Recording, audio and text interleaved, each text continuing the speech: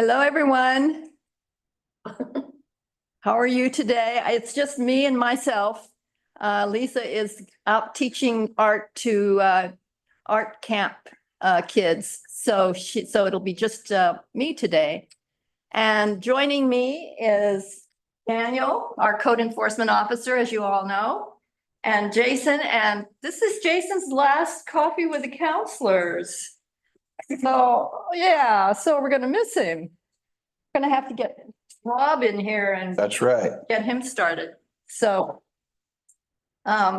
Jason, do you have any last words for us? No, you guys did a great job. Well, thank you. Thank you. And I think this is a good thing to have coffee with the counselor and get some topics that can't get in front of the council and yeah. Okay. Well, we'll call you in Idaho for some comments. How's Please that? do. Yeah. Yes. You will be zooming in. Yes, everyone. Yeah. Yeah, absolutely. I know you're going to miss us. I will. Yeah. All right.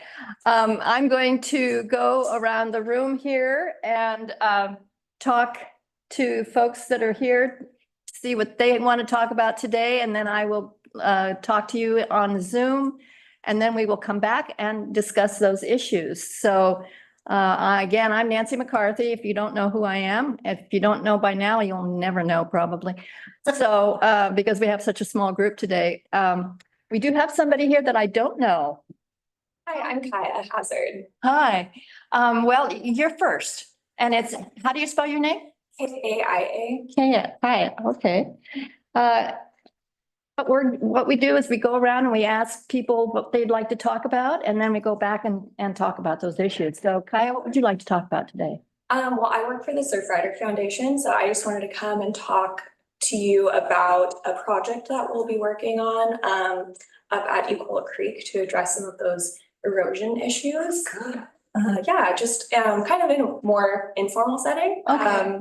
And then kind of, yeah, give you a heads up about some of our future plans. Okay, sounds great. Good.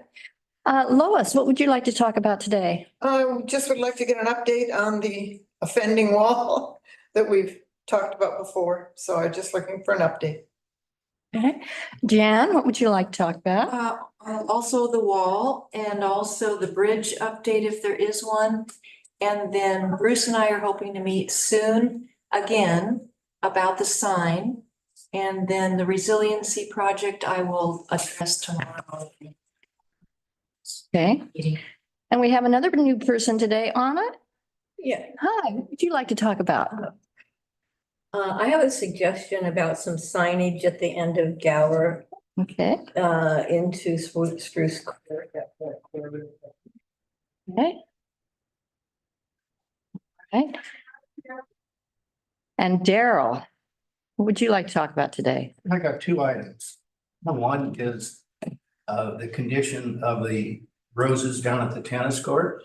I just came from there and I took pictures, and the weeds are taller than the roses, and the roses are in full bloom, but you really can't see them. If any of you want to see the pictures of that, I have them on my camera. Number one, I planted the Linda Campbell landscape roses there over a decade ago, and Knockout, which is the floribund in front of it. And for 3 years, I weeded those beds out. They were weed free. But right now, like I say, it's a mess. It's really embarrassing to me, but it should be embarrassing to the city. You're right beside the Chamber of Commerce. And if you go over to Well Park, you don't see weeds that are taller than the nasturtiums that are growing there, nowhere in the other parks. So I think it's really pathetic that they haven't been taken care of. Okay. And then the second item is I want to talk about Lynn Brown's property across from the Wave Press. That was built as a triplex. He developed the basement, and so it's a fourplex. And they're definitely, according to code, it's not enough parking spaces for a fourplex. And of course, I've talked to the city about that, and evidently the city inspector lived there at one point and didn't know that that was a problem. But I pointed that out, and I want the city to take care of that. Okay. All right. Okay, Jenny, did you have anything you'd like to talk about? I guess I'm wondering about all the beach debris that's been left out on the beach overnight. Not garbage. I feel like it's been pretty good garbage wise, but all the chairs. If you go down in front of the Tolavana Inn, I bet there's 4 sets of chairs that have been left overnight, multiple nights. And one of them has like 8 or 10 chairs. There's been a tent, like the daytime kind of tent that's been there and is sort of dilapidated. I don't know that our city people can do anything about it, and it's probably impossible to get state to take a look at it, but it's definitely not a good look for Cannon Beach. Okay. Betsy, did you have anything? No, but I just want to say as a Zoom participant, while Daryl was speaking, somebody's radio or something was also on the audio, and I couldn't hear what he said about the fourplex. So Daryl, do you mind repeating that? Yeah, Lynn Brown owns the property across the street from me, and it was built probably 2 decades ago. And it was built as a triplex, and then he developed the basement. And so now it's a fourplex, but there definitely is not enough parking spaces. Right now, there are 3 to 4 cars that are parked on Hemlock Street.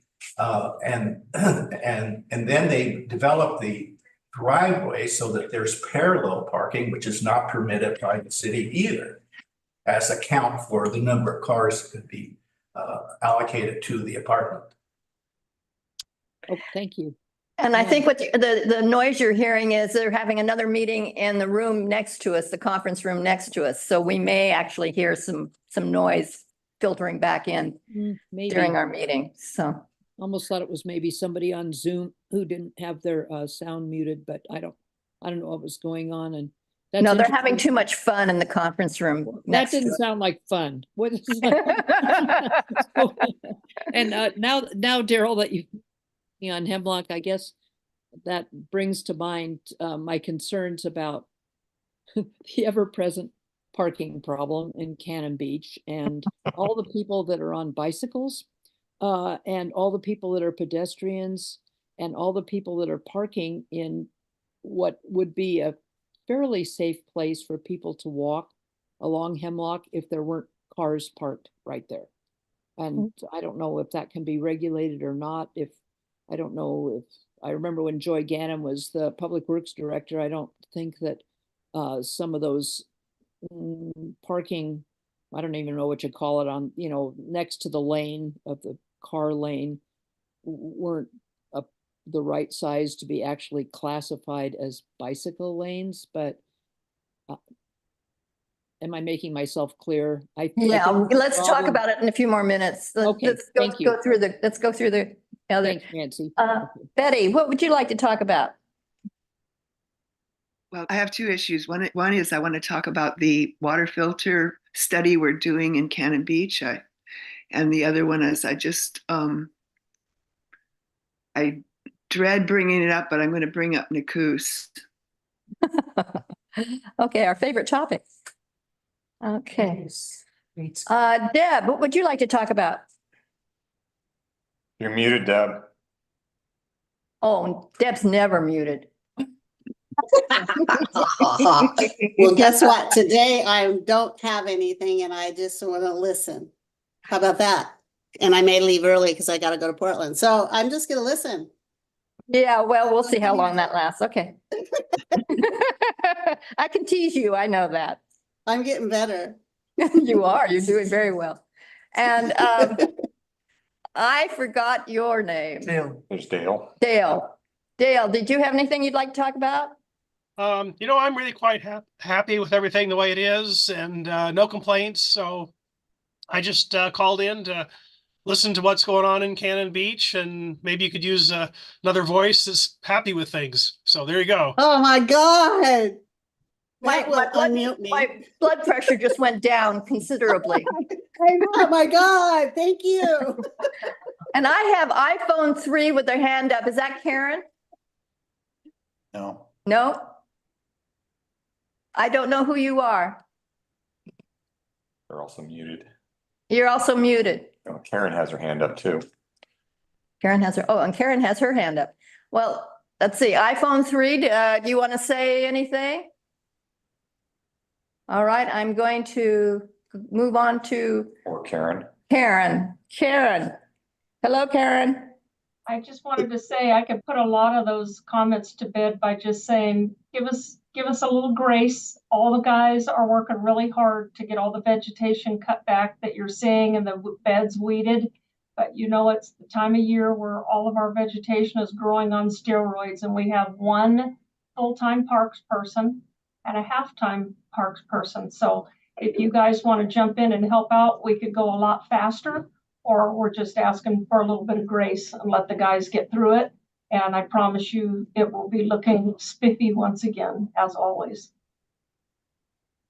Okay, well, let's take that one up since that's the one that that has a response. Daryl, do you want to respond to that at all?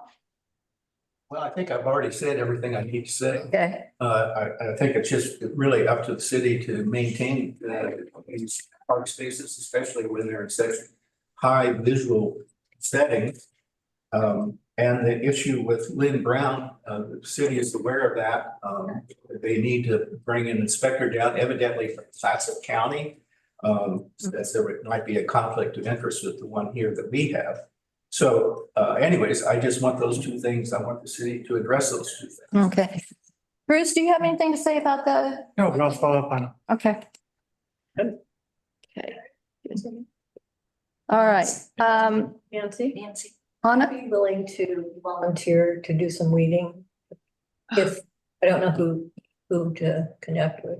Okay, and just a minute, Betty, just a minute. Yeah, sure. Karen, did you hear that Anna would be interested in helping? You bet I did. And I'm right here in City Hall. Come see me and I'll get you set up. We can do that. We'll do that. You can do that after the meeting. Betty, what would you like to say?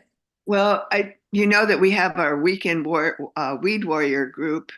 And now we have some younger people that have volunteered, and they wanted to volunteer for Tuesday this week or Wednesday. And I was going to tell them that they could go work on the it's the rose beds right by the tennis courts. Is that what we're talking about? Yes. Yeah, they could work on that. And I really don't think we should be so angry with the city.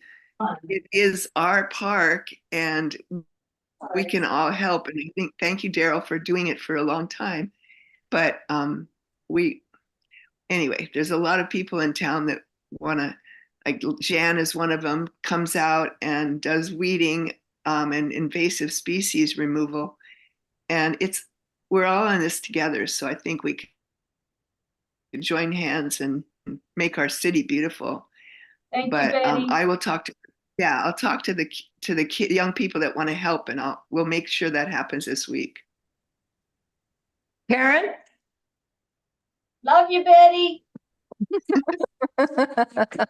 Nancy, Yeah. before we get too far away from it on Daryl's issue with the apartment, I am working on that, and I have been in talks with the Clatsop County Community Development to borrow a building official, as we do need to have a building official involved if a building needs to be red tagged or inspected, anything like that. Okay. So I wanted to know if the city has been in touch with Lynn Brown, because he doesn't live in this country at this point. I think he's in Cambodia or Vietnam. So I'm just, since he's the one that owns the property, I want to know if the city has been in contact with him. I've been setting this up to make sure that we have a team together so that we can take action when we do contact him. He has not yet been contacted because I have not been able to get building official 100% on board. However, that is coming very soon. Okay, well, let me know because Stay in contact with Daryl if you can. That'd be great. Absolutely. Yeah. Okay. All right. Let's move on to Kaya. What would you like to tell us about Surfrider project? Yeah, well, I just wanted to kind of loop you in if you don't already know that there is a project going on there. the city and then CREST, which is the Columbia River Estuary Study Task Force, have been working with the Breakers Point condominium owners to address that erosion on the north bank there. That's like right at the end of that road. And so then Surfrider was brought on board and we secured a grant, a FEMA grant. Good. Yeah, so we've been working with an engineering firm and they've been doing lots of like modeling and just studying that area to kind of figure out an alternative, since that area is not eligible for riprap or like classic shoreline armoring, like a seawall, something like that. So to kind of figure out like what is a different long-term solution that is not going to be detrimental to the beach itself, like riprap or seawall is. So yeah, we're kind of just in the like design phase at this point, but working with the condo owners and the planning department. We all just met here a month ago, actually, and Bruce was there with the engineers, and they kind of took us through what their findings were and what their design some of their alternatives were. So yeah, I just wanted to kind of like. That's great, because that's been a long-standing problem for, I mean, years. So it's great that something is getting done on that. Yeah, definitely. And something that's going to be like good for the stream, good for the salmon, good for the public beach, and make sure that the beach access is still accessible, and something that's not just kind of a non-fix. Like I know that the city does dump sand there to kind of like counteract the erosion, but that's not really like one and done kind of fix. So yeah, and I just wrote an article about this. It's up on the Oregon Surfrider website, which actually Okay. I have a card for you. If you just search Equal Creek on the website, Great. it'll come up Good, with thank you. a little bit more detail. But yeah, you'll probably be hearing from myself and others in the coming months at city council meetings or otherwise. So yeah, I'd love to like talk more with you about it or the other city councilors, and just kind of let you know like what's coming down the pipeline. When a solution is designed and found and designed, who actually pays for the construction of? It's a combination. It is the city and the Breakers Point condominium owners. And then the FEMA grant that we have, this one is just to pay for like the design phase, but then we would be pursuing another FEMA grant to pay for the part of the implementation. Yeah. And knowing how long it takes to get a FEMA grant, it could take a while yet. Before Yeah, I think this one, I came on board with Surfrider a year ago, and I think the FEMA grant had already been secured before I came on, but it's been quite a long like design process and having to do all of the modelings to make sure it's going to work for that area. So, but Surfrider is definitely committed to like seeing this through. That's correct. Yeah, I'm sure you see our name come up a lot, like opposing riprap permits and shoreline protective structure permits that are coming through, and we do that not just in Cannon Beach, but all up and down the coast. We're actually launching a new campaign next month to kind of address that in a more holistic way, instead of just opposing each permit as it comes through. How can we like take a more holistic approach to protecting our coastline and our communities from climate change? And so that's going to be called the Oregon Beaches Forever campaign. We'll be having more information coming out about that in just a few weeks. Okay, good. Well, I'm sure glad something's getting done on that, because that's been such a problem for so long. Yeah, definitely. And if we can find a permanent solution to that, that would be really wonderful. So thank you very much for letting us know about it and being involved in it. Yeah, definitely. And I'll be back to talk more about it. Good. Bruce, would you like to add anything more to that? No, Kaya did a good job. Great. Okay, good. Well, thank you very much. Yeah, thanks. I just have one quick question. Mhm. in the design phase, have you come up with any solutions that you think might work? That you're comfortable sharing at this point? We can't really share publicly about it yet. Bruce, I don't know how you feel about me giving any more details, but the engineering firm has come up with some what I think are really great designs. Good options? Yeah, yeah. Okay. And basically with State Parks, who's the permitting entity, we know that area is not eligible for riprap, so that is out. Yeah. They kind of went through all the options. Yeah, Like, that- here's this, it's not gonna It work. sounded it's like not you were permittable. saying all the things that wouldn't work, and I'm just wondering, Right. okay, what does work? Yeah, yeah, and essentially, like, what is permittable in that area is something that is not permanent. It needs to be made of like natural materials. It needs to be eventually something that will biodegrade. But what they have come up with is not like I know there's burritos in that area Yeah. before, which only lasted for a couple of winters. So it's not going to be something like that is like one season. It will be something that lasts for a long time. But is not going to be, the thing about riprap and seawalls is that eventually, like, it doesn't allow the sand to move naturally, and so the beach erodes away and it reflects that wave energy to its neighboring properties and makes it more strong, and so then leads to erosion on the other sides of it.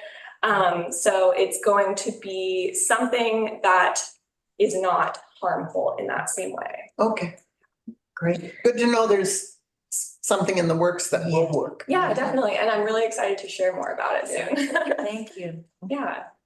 All right, well, Lois wanted an update on the wall. I guess today's the deadline? This past Friday. Oh, past Friday. Citations have been issued.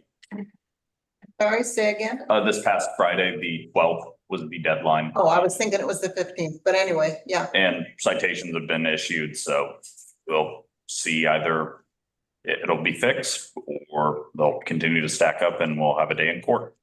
Okay, so what is the penalty for something like that? $500 a day. A day after the deadline? Yes. So right now they would be up to $1,500? Okay. Could somebody fill me in on the It's a wall around, in front of a house on Fifth Avenue. On Fifth Street, there is a poured masonry fence, which was installed on a lot that was graded. And the fence height is measured from the existing grade, which is prior to modification. And so because the grade was modified, well, Okay, to sum it up, it's too tall. I see.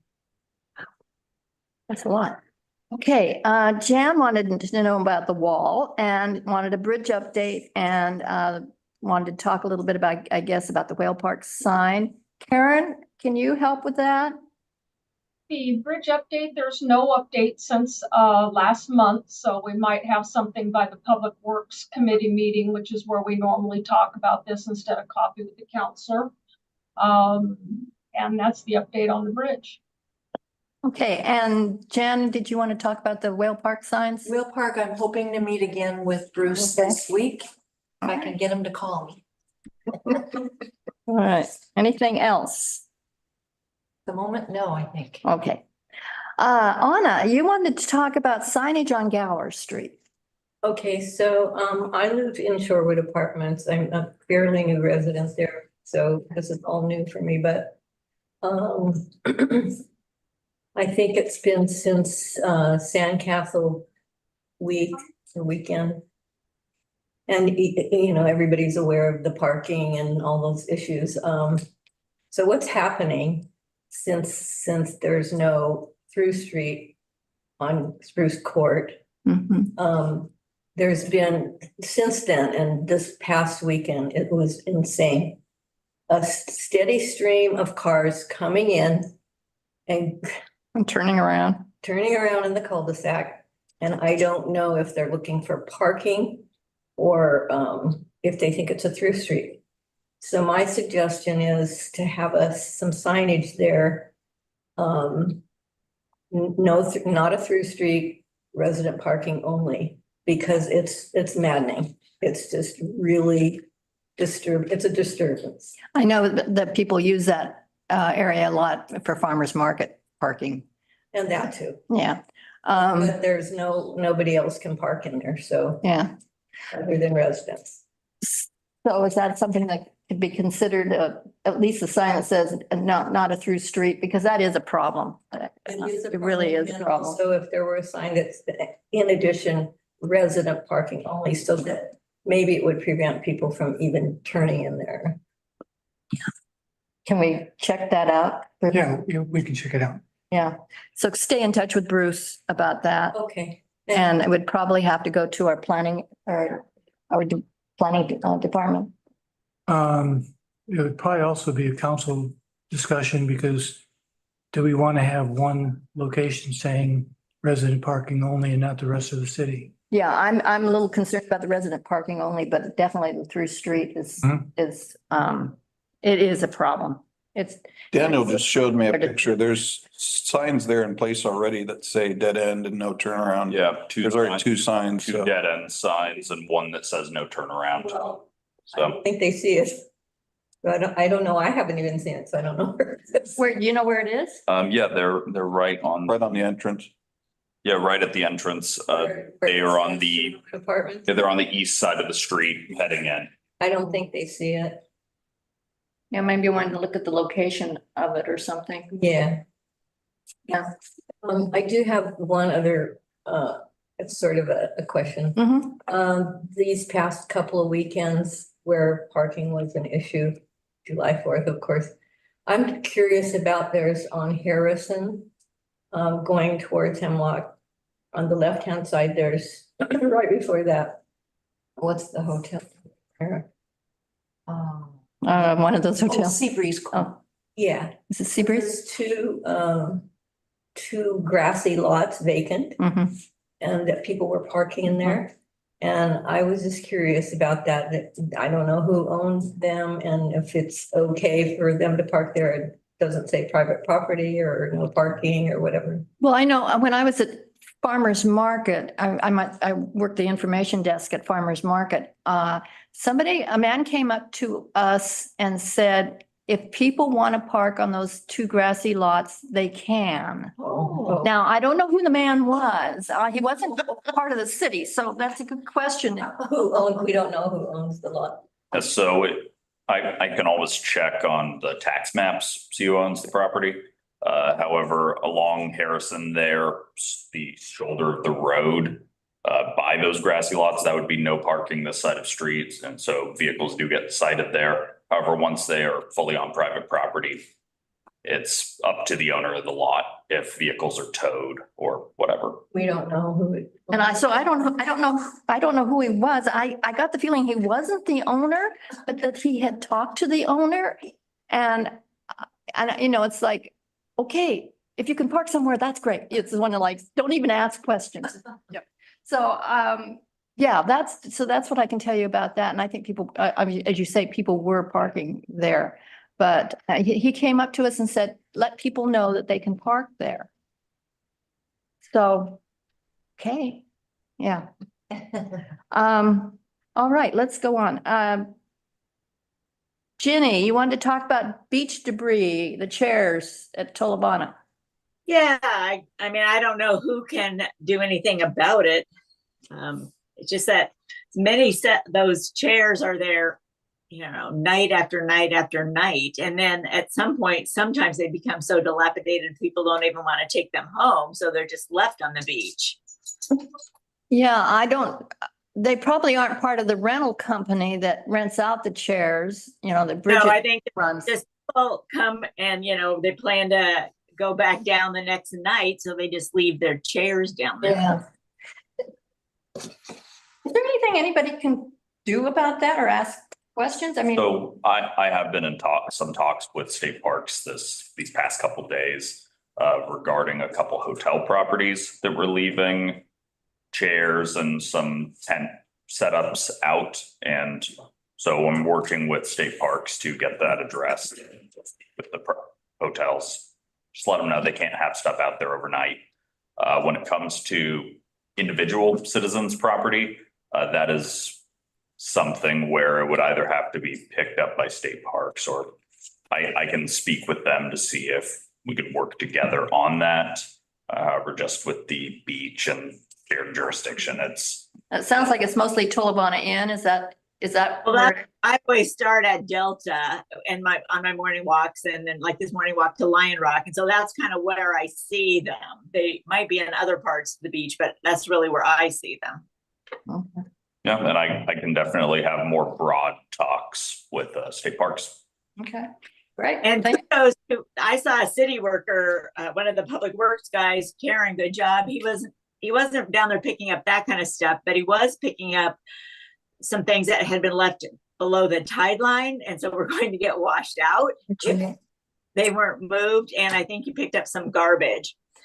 And then I also have a comment on that Harrison property.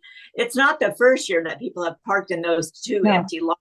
It's been happening for several summers. Yeah. So I think it's sort of an established parking spot. Mhm. Yeah, yeah, no, I remember years and years ago, people parking in that on those Yeah. two. Yeah, it's a pretty common thing. Betty, did you have something you wanted to say? On this issue? Yeah, I thought I heard you Oh, say no, something. sorry. Okay, No. all right. Okay, It was great. me, Thank you. Nancy, that was saying it was Ryan that picked up the garbage from the beach. And thank you, Jenny, for recognizing that. Okay, good, good. All right. Betsy, you wanted to talk about the parking bicycles and pedestrians. Yes, I don't think I have to say much more than I did when I brought up the topic. But I want to say, Betty, you do have something you want to talk about. Oh, I mean, do, but Was that I- Betty's turn to talk? I couldn't quite figure out what was going on. no, it wasn't my turn. She thought I wanted to answer something they were talking about just then. Oh, okay. So So Betsy, Nancy, go ahead and tell us what your concern is. my concern is that somebody, it becomes a less pedestrian and bicycle friendly town when it's dangerous to walk along the side of the road when there are cars parked, so people can't get through without stepping into the traffic lane. And I feel like there are people that maybe work at the fresh foods market who come to work and just park there on the side of the road instead of in the parking lot. And well, Cannon Beach has been dealing with this for years and years and years, but I think of it as an ongoing problem in terms of pedestrian and bicycle safety. And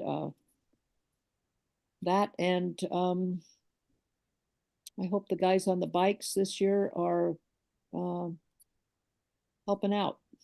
Yeah, we have that same problem on Hemlock, just south here where I live, all along between Sunset and, south of Sunset, people park on Hemlock in that lane. What can be done about that, Jake? I think this came up at council meeting the other night, and I know that Rob's looking at it, but he said it was that way when he was here and he tried to fix it, and there's not a whole lot of room to move either direction because you have the vacation rentals that are up there and they have allowance for on-street parking. I know he had written it down and he's gonna look into it. That's not real satisfactory, but that's the answer. Yeah. We've been doing it forever. We've had, It's open for ideas. If you guys know of some secret parking spots, we'd be more than welcome to use them. Well, I just don't want somebody to have to get hit for it to come to some kind of head, but maybe there's no way to enforce people parking in what should be a bike lane. Yeah. Pedestrian walkway. I mean, I don't know what I'm not up on the codes for road safety.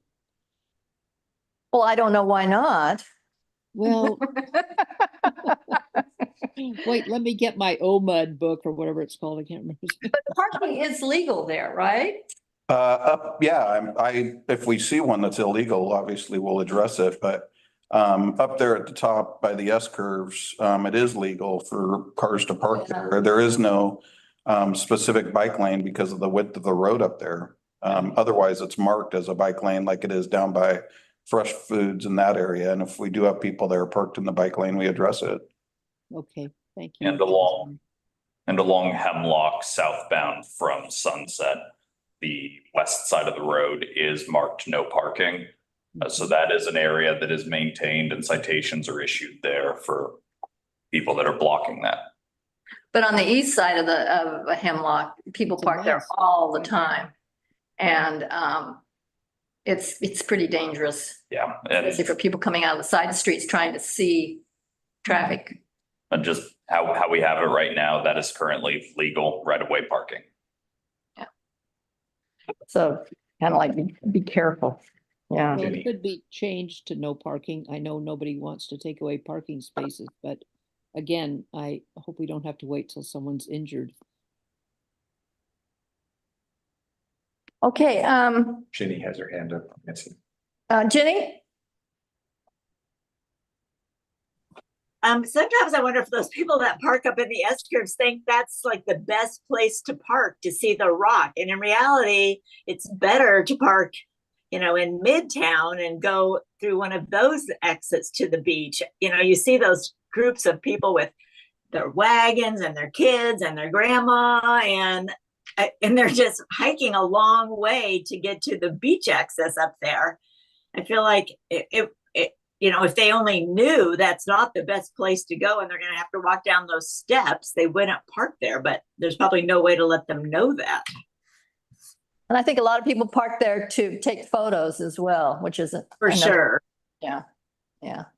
That whole area is just, I know Lisa is really afraid of people getting hit there. And it's just a matter of time, I think, before it happens. It's just not good. Okay. Deb, you were just listening. Do you have anything you want to say or ask?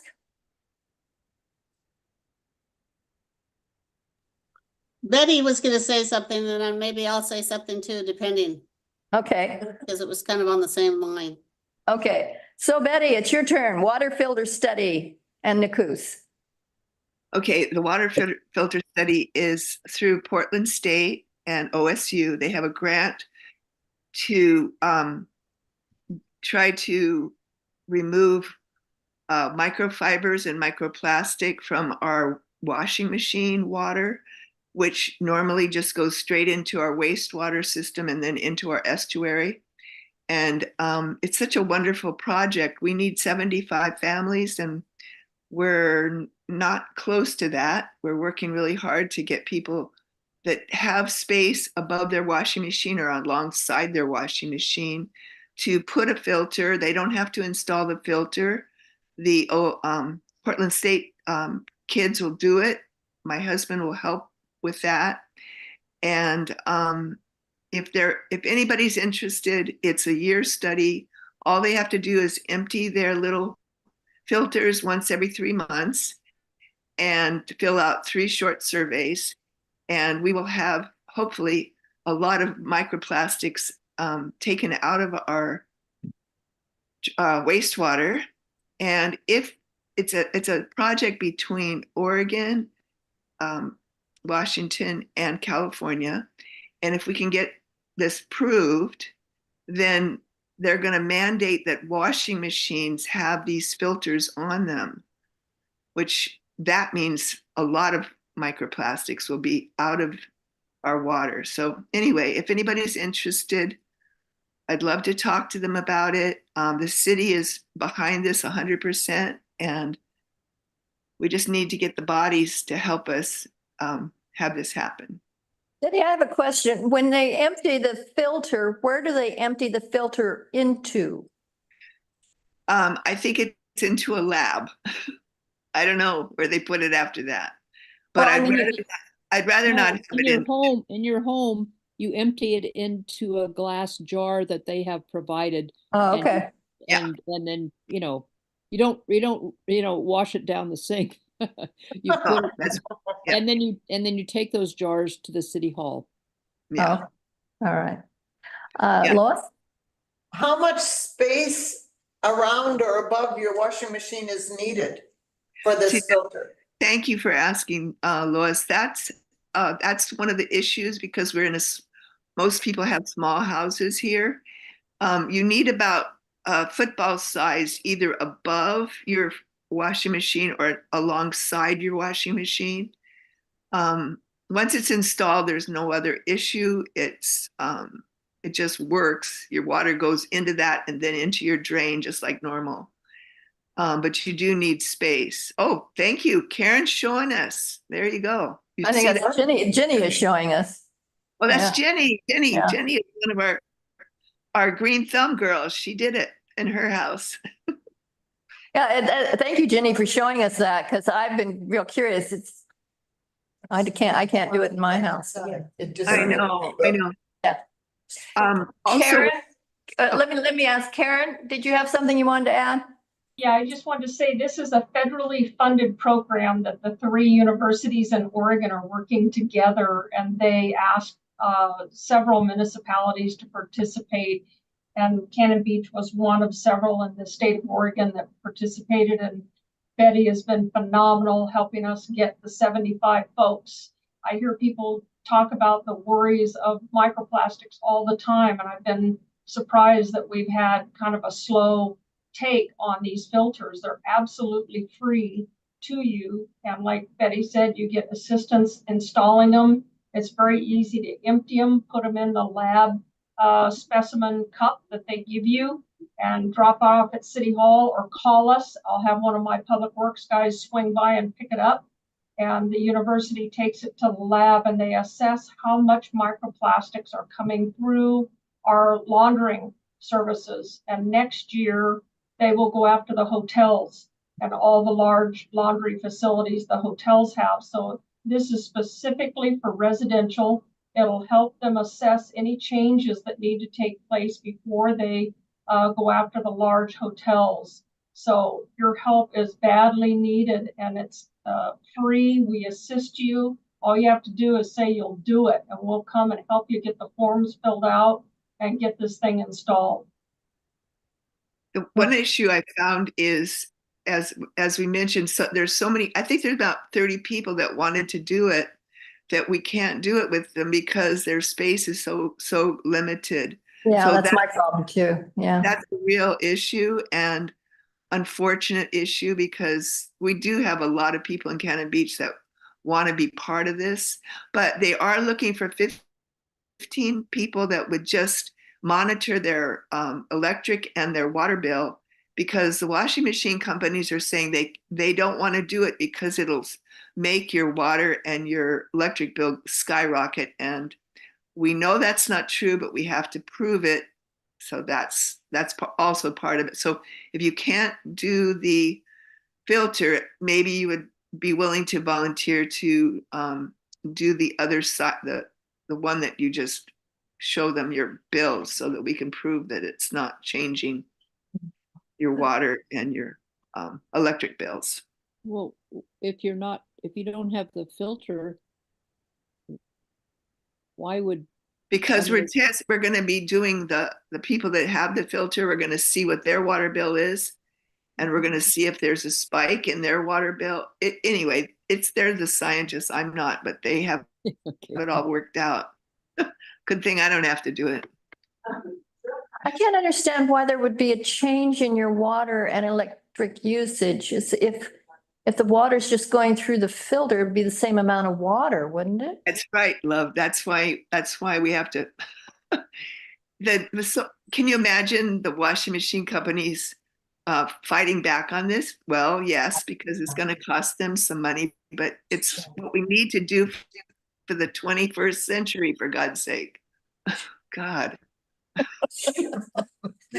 All right. So if Betty, if you're done with that, you had a question or something about Nakus. Said rolling her eyes. Okay. I'll just say that there is a lot of misinformation about what is going to be happening at Nakus. If anybody wants to know what's going to be happening at Nakus, they could read Nancy, you just put a wonderful letter out. Gary Hayes put a wonderful letter out. Those are the true statements of what's going to be happening at Nakus. And I just, I don't know where we can go or what we can do to make people understand what a wonderful asset this is going to be for our community. It's going to be an environmental education center. It's going to be a community center. It's going to be a place to honor the tribe. Full stop. I don't know. So that. Well, thank you for your support, Betty. We definitely appreciate it. And it is kind of an underpinning of everything we're trying to do. So thank you for your support. Yeah. Okay. I will speak to follow that if there's nobody else. Yeah, go ahead. You can do that. So when you say letter, is there a letter that went out somewhere? Well, no, it's Facebook. You Okay. put it out. You put it out. Sorry. Oh, okay. So Gary wrote a thorough explanation and Nancy wrote a thorough explanation. And I think it's really helpful to clear up all of this. You know, taxes are gonna go up. This is gonna be happening. And people are creating this kind of a fearful episode about all of it. And it's concerning because all three projects are tied together on this. And I do not understand why the hotels don't see the value of this and the marketing to talk to the hotels about, I just don't see where the missing link is. And I don't know where the appeal is right now, as far as and how long that's going to take. There's just a lot of miscommunication, and I always like to address and communicate. So, and I'm in a position to do it. So, and I really appreciate that Nancy and Gary chimed in because nobody knows as much as you guys do on this project, a lot more than I do. And if I'm going to write about any of this, I need support. So where are we on all of this? So that would be, I guess, my question to Bruce. Okay, before we answer that, Betsy had a question or comment. Well, Sure. I wanted to chime in that those posts on Facebook are wonderful, but there are a lot of people who do not use Facebook for a variety of reasons. And Deb, if you could just put those into the Gazette, and anybody else who has a creative idea of how to help people in the community understand how wonderful this project is and how incredibly expensive it becomes with this appeal and this lawsuit or whatever it is, that it's so upsetting to me that people are so worried about money, but this project is costing hundreds of thousands of dollars more with these months of delays that are just sand in the gears. And, well, somebody's talking. I'm sorry, I can't hear you. That's a radio. It's that party they're having in the conference room. All right. So yes, Betsy, I am putting it in the paper and I'm trying to figure out how to do that, whether I can, if I can quote Nancy, if I can quote Gary, if I can quote Betty. If everybody gives me permission to do that, I'll drop them into the paper. And the Gazette has agreed to do that. So I will be doing that. So you can rest assured there. But I do need maybe some other comments to fill in the spaces from people. I'm very concerned that police station, I mean, come on, this is a safety issue to get thousands of dollars of cars out of the tsunami zone. I mean, I can't imagine what kind of debt, I mean, how much money is involved in all the police cars and all of that. They need a safe place to be where we can work with, DART, MRC, all of those up at Southwind. If people realize that the concern for safety is huge here and they're delaying that, which is really kind of making me angry. So, because, okay, if these hotels who are donating to this cause if there's a tsunami and their visitors are not taken care of, this is going to be on them.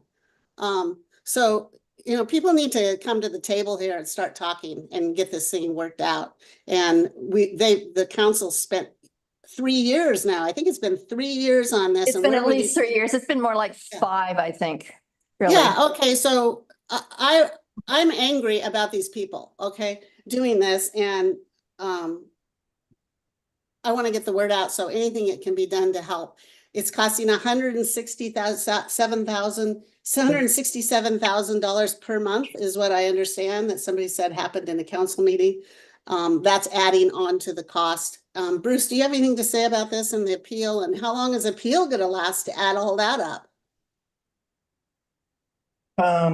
There's two issues going on. One is that there was a filing that the city was doing the financing process incorrectly, and that there had to be a vote. And the city used a process which is used widely throughout the state by other communities. And that was affirmed by the judge. It was when at the first hearing, the judge said, I find the appeal is Nancy, what's the word? Well, it's the case was dismissed. Yes, so the appeal was dismissed. Wasn't an appeal, it was just the case itself, and then, Okay, then they appealed yeah, immediately. Yeah. And so that is a much longer process. It has to do with the Court of Appeals. And there are different ways that it happens. There's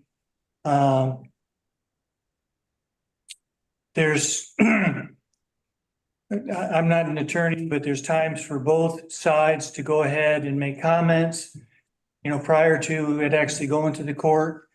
And that one, I think is, probably over 100 days. And then there's the court, and then I think that it's possible to appeal again. But those are the things that are going on with the initial case. Then there was a petition filed to require the city to have a referral anytime funds are spent greater than a certain amount. And there's a formula in the proposed ballot language. And so that is also going on, and there's timeframes associated with that. And the $167,000 a month actually starts in August. The funding is still consistent and adequate to get us through that point, but that was the point that we were supposed to be starting or close to starting construction. Now we're delayed past that, and there's no funds to go ahead and continue the cost for the escalation. An escalation is like if you go and you buy a loaf of bread for, $1, and then you go 2 months later and it's $1.50, that 50 cents is how much the price went up. And so the escalation on our project is how much it costs for generators, for windows, for lumber, all those things. As things go up, that's how much more the project is going to cost if we bid it out like 2 months later or 6 months later or whatever. and my blood pressure just went up. Well, you'll just Yeah. have to raise, I guess the city council just have to raise the room tax again. Yeah, that's what I think. Yeah, let's raise it, because if they're not gonna come to the table and talk about this, and, I think enough people need to stand up and revolt about this, because it's not okay. And they should at least, we will try to interview them, okay? We'll see what they say, but I bet you they will not respond. So we'll see. We'll see what they say, because this is causing harm to our community. Well, the other thing that I'm concerned about is that it could affect, in some ways, our funding for other projects that we're also involved in that have nothing to do with the 3 construction projects. So, I mean, this could have an effect all the way across the board, and I'm concerned about that as well. So, So what's the bottom line here? Are they upset? What is their main issue here? Is it the TLT being raised, the food tax? I mean, what is the no, I think underlying thing? as I understand it from what the filing was for the case initially, is that they just don't, they want to be able to vote on the 3 projects They think that it should go to a vote, even though it does not require raising any property taxes. And it's a process that the state allows the issuance of bonds that investors buy. And it's a process of as Bruce said, several communities across the state have used this, and it's legally allowed. And the judge agreed that it was legally allowed, but the people who have filed the case initially said they think voters should vote on this. And that's as much as I know. They did vote for you. Okay, they voted for the city council, so they've already voted. We voted for the food tax. We voted so that's all been voted on. And I really think that the vote would come out pretty much similar to the food tax, like all these other votes here, 6, 7, 8, 9, 10 ahead or whatever. And I've been talking to a lot of people, and a lot of people support these projects. So this is just a really vindictive thing that they're doing toward the city, and I don't support it at all. So anyway, it's very upsetting. So Betty just wanted to I just got a text from Betty. She said she was dropped out of the meeting. So she didn't mean to leave early, but she said she got kicked off the meeting. I don't know what that means. But, Rusty, what are you doing? What did she She's so say? unruly. Yes, really. It's like you just gotta watch Betty all the time. that's enough of you. But anyway, I told her just try and reconnect because to try to reconnect because I get dropped all the time when it's so busy in town. The bandwidth just can't. Bandwidth is terrible here in town. Terrible. All right, well, let's leave on a cheerful note. Does anybody have anything cheerful to say? Dale, you were happy with everything. Do you have anything you'd like to say? Be thankful it's cool. Been interesting. Thanks a lot. A man of many words. just be happy. Weather's be happy, great. Dale. Keep being happy. We love happy.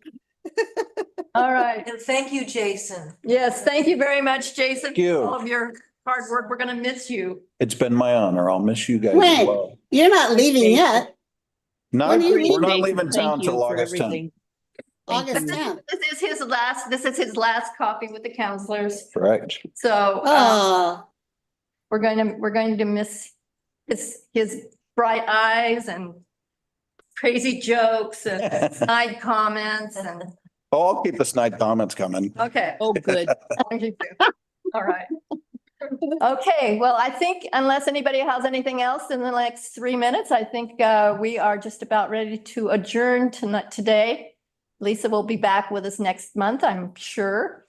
And so does anybody have any last words? I want to know what was it Betty said? She said she can't get back into the meeting. I don't know.